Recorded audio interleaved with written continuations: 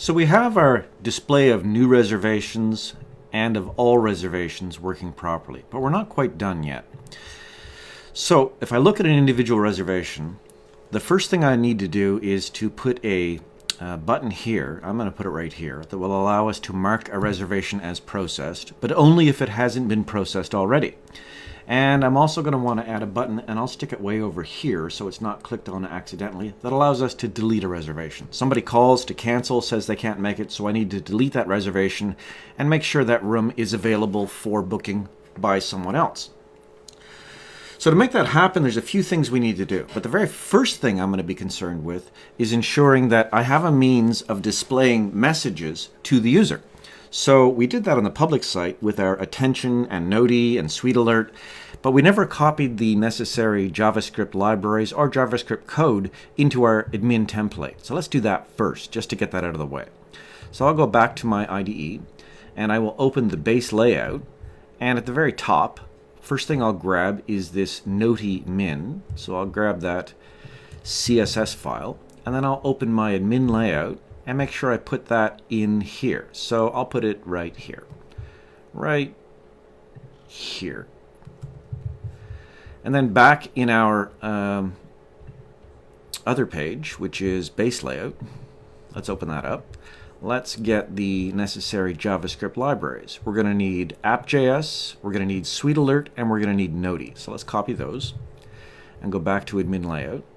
And down in the JavaScript section, we'll put that right here. And then finally, we're going to need this code right here. So I'll copy the first part here and put that right here and give it a closing script tag. And then let's get the rest of it, the bit that gives us our notifications. Right here, all the way down to here. And we'll put that right in there. So now we have the necessary JavaScript that allows us to use our prompt JavaScript module to call notify to give us a noti alert, to give us a modal, to give us an error message, a success message, or a warning message. Now, there is one other change I need to make, and that is in app.js. And if we look at the part where we're doing a custom notification, we have this pre-confirm bit. And we don't need that anymore. I'm going to get rid of that entirely. We don't need it, and that will actually cause us JavaScript errors, because every time I try to call a custom JavaScript alert, a notification of some sort, it will always look for a start, an element in the modal that has an ID of start and an ID of end. I'm going to get rid of those, because I don't need those right in here anymore. So we've built that. Now let's open our admin reservations show page and put a necessary button in. And I'll just set up the buttons first, and then I will put in the necessary JavaScript and handlers and everything else afterwards. So we already have two buttons. We have a save button and we have the cancel button, and those look like this: save and cancel. And I want a button here that's called marked as processed. So let's put in a button first, ahref equals, and I'll make it go nowhere with using hashbang, which still makes it an active link, but when clicking on it, it has no effect. I'll give it a class of button and button info, and I want an on-click handler. When I click on this, I want to execute a JavaScript function, which doesn't exist yet, but we'll make it in a minute. And I'll call it process res, and it will take one parameter, which will be the reservation ID. And I'll give it some text, mark as processed. So there. Now I need to create the necessary JavaScript, and I'll just use the define JS, that section we have set up in our admin template layout. And inside of that, I'll have a script tag, and inside of that, I'll make a function. And the function will be process res, and it takes one parameter, which I'll call ID. Now, what do we want to do in this function? I don't want someone to, actually, let's just reload the page and see what it looks like. Yeah, it looks okay. When someone clicks on this, I don't want it to just automatically mark that as processed, because they might have clicked on that button by mistake. So we can take advantage of our attention. which we defined in our base at our admin layout, which is right here. We defined attention, which is our prompt JavaScript library or module. So we can just say attention custom. And custom takes some settings, an icon, which I will make warning, because this is a warning. And then it has a message, which will be something as simple as, are you sure? And then the callback. What do I want to have happen when someone clicks the OK button, but not the cancel button? Well, that's going to be a function.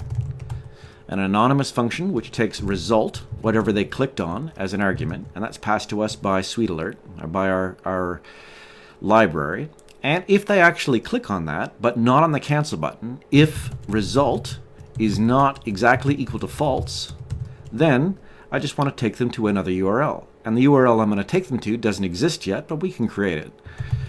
Window.location.href, that says change the browser's location, take them to this address, and I'll take them to a URL, admin process reservation, and then I'm going to put the source in there. And we used it up here, if you recall. We have this source, so I'll copy this. This takes the argument that's passed to the JavaScript, to the Golang template, and says, where did you come from? The SRC, in other words. So I'll just put this in here so we have access to it in this library, or in this block of our function, and I'll just put SRC. And then slash, and then plus ID, which is the parameter passed to this JavaScript function. So if someone clicks on the button here, mark as processed, it should fire an alert that has an are you sure message with a warning icon, and if they click OK, it should take them to this URL, which doesn't exist yet, but we can try it out and make sure it works. So let's reload the page and open up the JavaScript console just to make sure we don't have any errors, and let's see what happens. Mark as processed. So that looks good. Cancel should make this go away, and it does. And clicking it again, but clicking OK, should give us a page not found error because we're taking them to a URL that doesn't exist yet. And it does. Perfect. So that looks good. So this is our URL. Now we need to set that up in our routes and create the necessary handler. So let's go back to our routes file.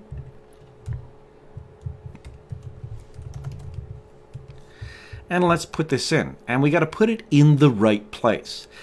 Remember, our URL that we're trying to go to is admin/process-reservation/new/6. So I want to make sure that it's actually hit. So I'll put it right here. mux.get process reservation. I don't need the admin part because that's added automatically. And then slash the source, which can be all or new at the moment. And then the ID. And we're going to take this to a handler, which doesn't exist yet, but we'll create it in a moment. Handlers.repo. And I'll call this process reservation. Actually, I'll call it admin process reservation, just for consistency. All right, now let's go create that handler. So I'll just create it right here, and I'll just copy this and change it to make it a little faster. And I want this one to be called admin process reservation, which should fix the problem in our routes file, and it does. So now we can find it at least. Let's give it a comment. Marks a reservation as processed. Okay, and what do we want to do here? We don't want to render a template, so let's delete that. First thing we want to do is get those two things that are being passed as part of the route, the source and the ID. And that's easy enough. We know how to do that. We can just say ID, and then I'll ignore the error for now, is equal to, this needs to be an int, so I'll use the strconv package, a2i, and it requires one thing, and that is, what is the string that you want to convert to an int? So I'll just use the built-in function chi URL param, and it requires the R variable, which is our request, and it also requires what's the name of the key, and in this case it's ID. And then I'll duplicate this, change this to src. We're not converting it to a string because it's coming as a string, so I don't need the strconv part.